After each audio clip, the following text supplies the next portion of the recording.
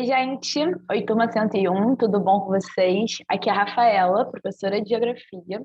E na aula de hoje, né, nós vamos começar uma série de vídeos, né, de aprofundamento de conteúdos. No vídeo de hoje, nós faremos um aprofundamento dos conteúdos dos capítulos 1 e 2, que nós já vimos, né, ao longo do capítulo, com o intuito, né, de preparar vocês, né, para fazer as provas que estão chegando, certo? Então, vamos nessa. Deixa eu diminuir aqui para facilitar a nossa vida e vamos lá, porque a gente tem bastante coisa para rever, certo? No capítulo 1, galera, nós estudamos, né, a formação do nosso planeta, a formação da Terra. Nós vimos, né, começamos o capítulo falando sobre a Terra e sobre sua estrutura, né, a crosta terrestre, o manto, o núcleo, entendemos, né, as dinâmicas das placas tectônicas e quais são as principais placas que constituem o nosso planeta e também os tipos de relevo. Ou seja, nós nos dedicamos, né, ao longo do capítulo 1 a entender a estrutura, a composição do nosso planeta. Essa composição e o comportamento dessas camadas, né, é fundamental para que a gente entenda toda a dinâmica do nosso planeta. No aprofundamento, a gente vai entender um pouco mais, né, exatamente sobre essa estrutura, né? Nós vamos falar sobre a Terra. Aqui, não sei se vocês perceberam, né? Eu coloquei essa imagem para a gente conseguir visualizar, né, a forma real do nosso planeta. A Terra é um geóide, né, essa esfera levemente achatada nos polos. A gente sabe, né, que a Terra tem um calor interno. Esse calor interno, né, ele se propaga até a superfície. E o que acontece? Aqui a gente consegue visualizar bem como que se organiza, né, como que está distribuída as camadas do nosso planeta. A crosta terrestre, né, então, é a camada superficial, sólida, que envolve o nosso planeta. Ela chega a atingir, né, 90 quilômetros, mas a profundidade média que a gente aponta é de cerca de 30 quilômetros, desculpa. A gente percebe, né, que, por exemplo, ela é menos rígida e mais fria, tanto do que o manto quanto que o núcleo da Terra. A crosta, ela vai ser dividida em duas camadas, né? em dois tipos diferentes. Nós vamos ter a crosta continental e a crosta oceânica, certo? Sendo que a crosta oceânica ela se caracteriza por ser mais densa do que a crosta continental, porque vai possuir mais ferro em sua composição.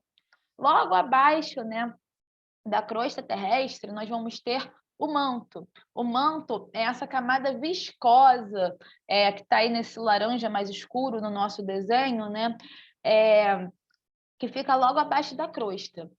Esse manto terrestre, né, possui cerca de 30 até 2.900 quilômetros de profundidade, vai ser formado, né, por vários tipos de rocha e devido às altas temperaturas presentes no manto, vão estar em um estado, né, que vai misturar materiais fundidos e sólidos e a gente vai dar um nome de magma. Magma e manto são usados, né, frequentemente como sinônimos, tá, galera? A gente também vai dividir o manto, né, em dois tipos, vamos dizer assim. Nós vamos ter o manto superior e o manto inferior, tá? O manto superior, ele fica, né, a uma profundidade média de 10 quilômetros sob a crosta oceânica e de 30 a 100 quilômetros sobre a crosta continental. Vai ter uma temperatura ali de 100 graus Celsius perto da crosta. E logo abaixo do manto superior, nós vamos ter o manto inferior, certo? É importante também, galera, que a gente relembre que esse manto terrestre, né, o magma, ele vai estar ali em constante movimento, né, no movimento de convecção, e esse movimento vai exercer pressão que vai originar terremotos, vulcanismos, vai estar diretamente ligado ali ao movimento das placas tectônicas. Por fim, né, essa área mais interna do nosso planeta é o núcleo terrestre. É a parte mais central, mais interna do planeta e também vai possuir duas partes que estão bem delimitadas aí no desenho que a gente consegue ver, né? A gente vai ter o núcleo externo, né? que está nesse tom de laranja mais claro aí no nosso desenho, ele envolve o núcleo interno, né, com temperaturas próximas a 3.000 graus Celsius, e nós vamos ter também o núcleo interno, composto por ferro e um pouco de níquel, vai ter temperaturas de cerca de 5.000 graus Celsius, ou seja, é muito quente. E o núcleo interno, gente, apesar, né, dessa temperatura elevadíssima, ele vai ser sólido, devido principalmente, né, à temperatura muito elevada, mas também à pressão ser muito elevada nessa parte, né, da estrutura do nosso planeta, certo? Já no capítulo 2, né, o segundo capítulo que nós vimos aí ao longo, né, da nossa caminhada nesse ano letivo, o capítulo 2 ele tem como tema, né, como título, efeito estufa e tipos de clima, certo?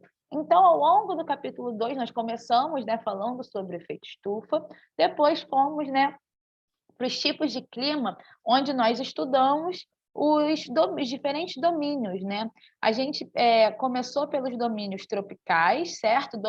Domínios que têm uma temperatura mais elevada, né? Falamos sobre as savanas, sobre estepes tropicais, sobre desertos, né? Falamos sobre diversos tipos de clima, né? Que estão presentes aí nos domínios tropicais, sobre as florestas tropicais, enfim. Depois fomos para os domínios temperados, certo? Onde, né, esses domínios temperados eles estão ali compreendidos entre os trópicos e os círculos polares. A gente percebe, né, que a gente percebeu, né, conforme a gente foi avançando na matéria, né, falamos sobre florestas temperadas, sobre pradarias, falamos sobre os diversos climas presentes nesses domínios temperados, que possuem, né, aquela característica de 4 estações bem definidas, temperaturas mais amenas. Por fim, falamos sobre os domínios circumpolares, né, aquelas áreas localizadas entre os círculos polares e os polos, né, tanto o norte quanto o sul. Esses domínios, né, possuem temperaturas mais frias do planeta, têm poucas chuvas, e nós falamos sobre tudo isso no capítulo 2. O nosso tema de aprofundamento vai ser o efeito estufa, né? Logo, o primeiro tema que nós vimos no capítulo 2, certo?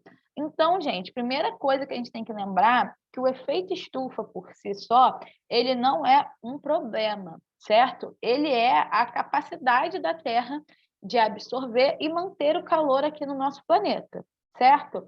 Né? Nós começamos o capítulo, né, falando que o efeito estufa é a concentração de gases na atmosfera, formando uma camada que permite a passagem dos raios solares e a absorção de calor. Esse processo é responsável por manter a Terra em uma temperatura adequada para os seres vivos. Nós vamos ter, né, toda uma dinâmica envolvendo essa chegada dos raios solares e essa manutenção da temperatura. Ó, na imagem que a gente vê aí, o número 1, né, esse amarelinho, radiação solar atravessa a atmosfera, né, as camadas de gases do nosso planeta, e a maior parte da radiação é absorvida pela superfície terrestre, aquecendo-a. Parte da radiação solar é refletida de volta para o espaço, né, tanto pelas nuvens quanto pela superfície terrestre, e parte da radiação, né, infravermelha do calor é refletida pela superfície da Terra, mas não regressa ao espaço, pois ela é refletida de novo e absorvida pela camada de gases de efeito estufa que envolve o planeta. O efeito é o aquecimento da superfície terrestre. Então, gente, toda essa dinâmica, né, do Sol emite para o espaço imensa quantidade de radiação, uma parte dessa radiação atinge a Terra, é refletida de volta para o espaço assim que alcança a atmosfera, né? Cerca da terça parte dessa radiação.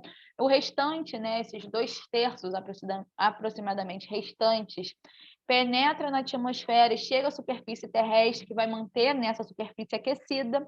Para manter o equilíbrio energético, a Terra devolve para o espaço a maior parte da energia que recebe, e uma parte dessa radiação fica retida pela camada de gases, pela atmosfera, sendo absorvida, né, por certos gases presentes. Esses gases são os famosos gases do efeito estufa. Então, esse calor, né, que fica aqui retido, ele é o responsável por manter a temperatura da Terra em níveis estáveis, né? É esse mecanismo que é denominado o efeito estufa. Sem esse efeito estufa natural, a Terra ficaria cerca, né, de 30 graus Celsius mais fria.